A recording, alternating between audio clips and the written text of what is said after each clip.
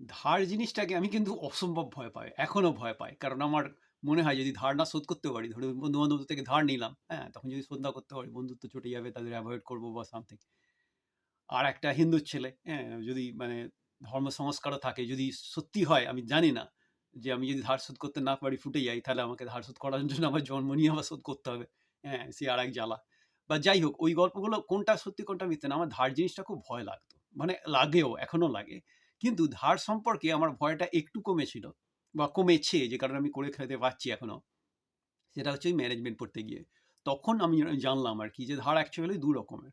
একটা হচ্ছে ধার, যেটা সবাই আমরা বলি আরকি, ধার করে ঘি খাওয়া, যেটা বাঙালি বলে আরকি। আমরা বাংলায় প্রবাদ হিসাবে বলি আরকি।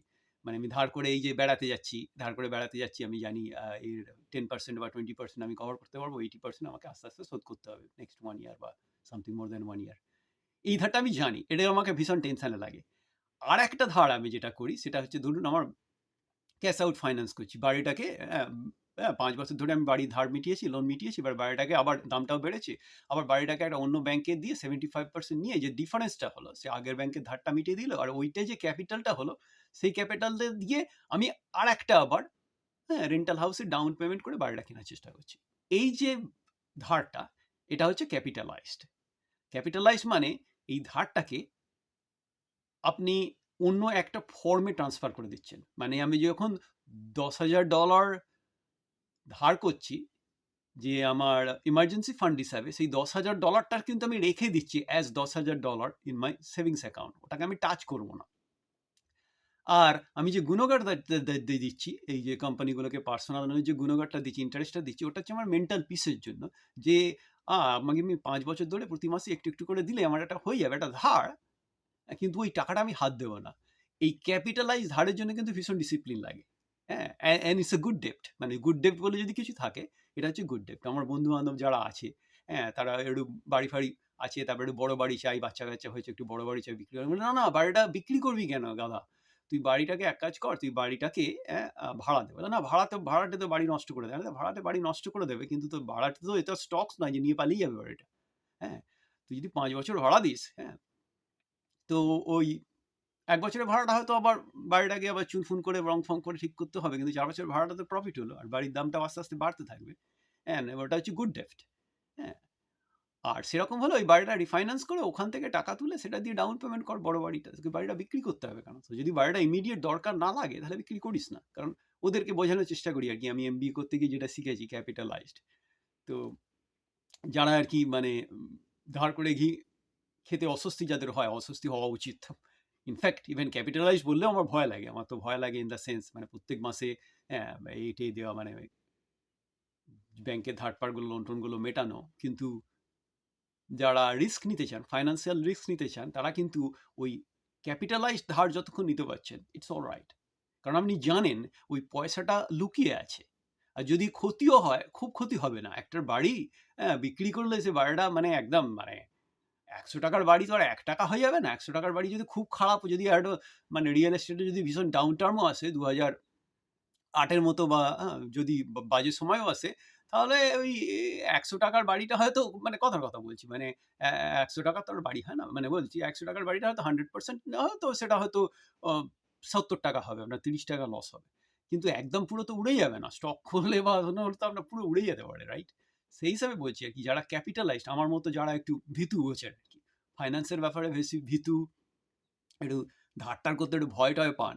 হ্যাঁ? তাদেরকে আমি আমার ম্যানেজমেন্টের বিদ্যে দিয়ে বলছি, পড়াশোনা দিয়ে বলছি, ম্যানেজমেন্ট পড়তে গিয়ে যেটা আমি শিখেছি, সেটা হচ্ছে আমার ভয়টা একটু কমেছে। ধার নেওয়ার ভয়টা। যে ধার নিয়ে আমি ক্যাপিটালাইজ করছি, সেই ভয়টা আমার কমেছে। কারণ আমি তো আমার রিটায়ারমেন্টের পুরো ভেঙে মানে সবকিছু উড়িয়ে দিয়ে, পেনাল্টি দিয়ে, সেইটা দিয়ে তো আমি ঘর ভরা বিজনেস করতে নেমেছি। কোনোদিন ভাবিওনি। আমার ছোটবেলায় যদি আমাকে কেউ বলতো, মানে আমাকে যদি মোল্লা বলেন, আমার দৌড় হচ্ছে একটা ব্যাংকের চাকরি বা রেলের চাকরি। সেটা হচ্ছে আমার ছোটবেলা। রোগা-সোগা মানুষ, আমি পড়াশোনা করব, দিয়ে একটা পরীক্ষা দিয়ে একটা চাকরি পাবো, একটা ব্যাংকে কাজ করব বা রেলে কাজ করব, ওটাই আমার কাছে অনেক ছোটবেলায়।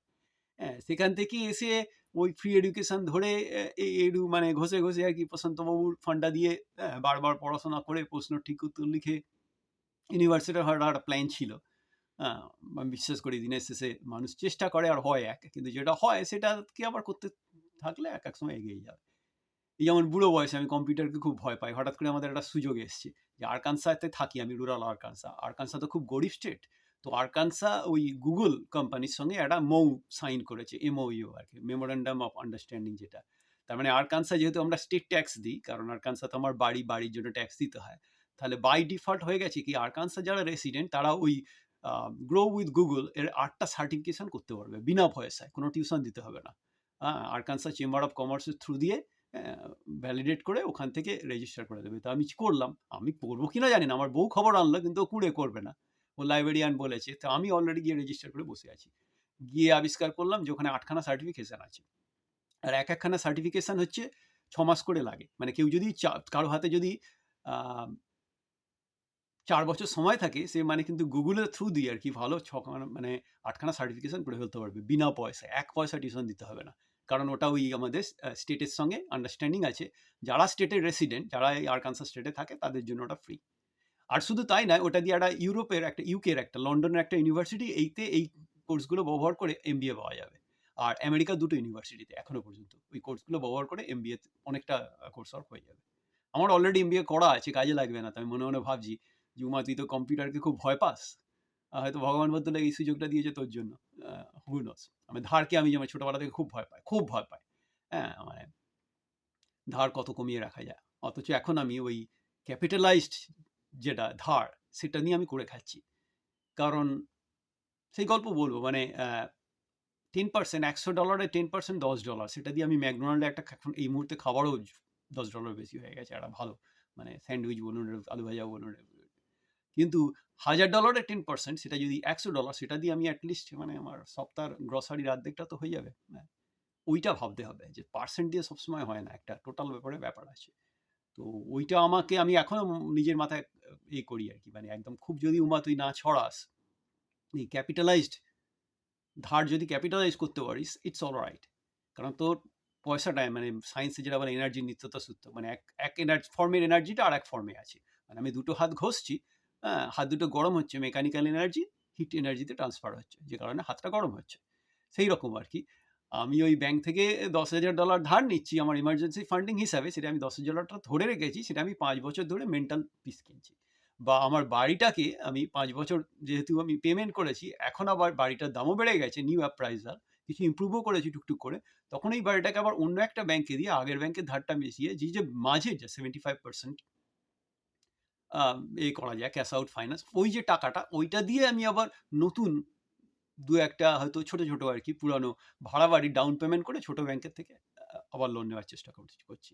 মানে এইটা হচ্ছে ক্যাপিটালাইজড, আমার পয়সাটা লুকিয়ে আছে। হ্যাঁ, তো ওইটা যতক্ষণ করতে পারবেন, হ্যাঁ, ততক্ষণ পর্যন্ত কিন্তু ধারটা ঠিক আছে। হ্যাঁ, আমার মনে হয়। কিন্তু ওর জন্য ডিসিপ্লিন লাগে। মানে গ্রিড কন্ট্রোল করতে হয় আমাকে। আমি তো মহাপুরুষ নই। মানে ক্যারেক্টার রিভিলস এর দ্বারা আপনাদের সামনে বড় কথা বলছি। আমি যখন একা থাকি তখন আমি কি করি? That's real me, right? তো আমারও মানে মানুষের যেরকম লোভ হয়, আমারও যেরকম আছে, লোভ আছে, প্রচুর আছে। ইউটিউবে সবাই মেম্বারশিপ দিয়ে দেবে, তাহলে আমি বিনা পয়সায় আড্ডা মারবো, এটা বলে আমার খুব ভালো হয় আর কি। কিন্তু সেটা তো হবে না, যদি কপালে থাকে হবে কোনোদিন। আমি চেষ্টা করেই যাই, সত্যি কথাটা বলি, যার যেটা পছন্দ সেটা করবে। কারণ আমি কলকাতায় গিয়ে যদি আমি একটা কমেডিয়ান হতাম, স্ট্যান্ড আপ কমেডিয়ান হতাম, লোকে কি 65 টাকা টিকিট দিয়ে আমার শো দেখতে আসতো না? হয়তো আসতো, কিছু লোক হয়তো আসতো, যদি আমি ঠিকঠাক জোকস বলতে পারি বা জীবনের গল্প বলতে পারি, রাইট? তো সেই জায়গা থেকে বলি যে দেখুন, আমি তো একদম খালি হাতে চাইছি না, আমি একটা কিছু করছি, বিনিময় চাইছি। যেমন রুরাল আমেরিকার গল্প বলবো, আমেরিকাতে কি করে আমার মতো ছেলেরা পড়াশোনা করতে আসে, আমি কিভাবে ফাইন্যান্স ম্যানেজ করি। হ্যাঁ, মানে আমি এক্সপার্ট নই, আমি সার্ভাইভার। সার্ভাইভার স্টোরিগুলো শেয়ার করে যাই, যার কাজে লাগবে। তারপর ভালো মাস্টারমশাইদের থেকে যা শিখেছি, যেগুলো আমাকে কাজ দিয়ে গেছে, সেগুলো সার্ভাইভাল টিপস হিসাবে শেয়ার করে যাই। মানে ইন্টারনেট বাবা তো আমাদের এই সুযোগটা দিয়েছে। সারা পৃথিবীতে যারা বাংলা বলতে পারে তাদের যদি, তাদের যদি কারো উপকার হয়ে যায়। হ্যাঁ, লোকে আওয়াজ তো চিরকাল দেবে। এখনো দেয়, পরেও দেবে। যেহেতু মাথা খারাপ, ওই কি সব পিএইচডি করে কাজ না করে কি সব আড্ডা-ফাড্ডা মারে, কি সব বাড়ি-ফাড়ি করে, ঠিক আছে। যার বলার সে বলে যাবে, বা যার শোনার সে তো শুনবে। আর পৃথিবী আমাকে অনেক কিছু দিয়েছে, অনেক অভিজ্ঞতা দিয়েছে টুকটাক। তো সেইভাবে চালিয়ে যাই। তো ধার নিয়ে যাদের ভয় আছে আমার মতো আর কি, তাদেরকে অ্যাসিওর করার জন্য বলছি, আপনি যদি ধার করে সেই ধারটাকে যদি ক্যাপিটালাইজড করেন, তাহলে হয়তো ধারটাকে অতটা ভয় পাওয়ার দরকার নেই। কারণ পয়সাটা কিন্তু লুকিয়ে আছে, এটা হারিয়ে যায়নি। আমি যে টাকাটা নিয়েছি, হ্যাঁ? সেটা আইদার আমার সেভিংস অ্যাকাউন্টে আছে বা আমি যে বাড়ির এগেইনস্ট এ আমি যে টাকাটা নিয়েছি সেটা আমার আরেকটা বাড়ির ডাউন পেমেন্টের মধ্যে জমা আছে। হ্যাঁ? তো ক্ষতি হয়তো হতেও পারে কিন্তু পুরোটা যাবে না। সেইটাই বলার চেষ্টা করছি যাদের ধার ভয় পায়। ভালো থাকবেন সবাই। আবার আসবো।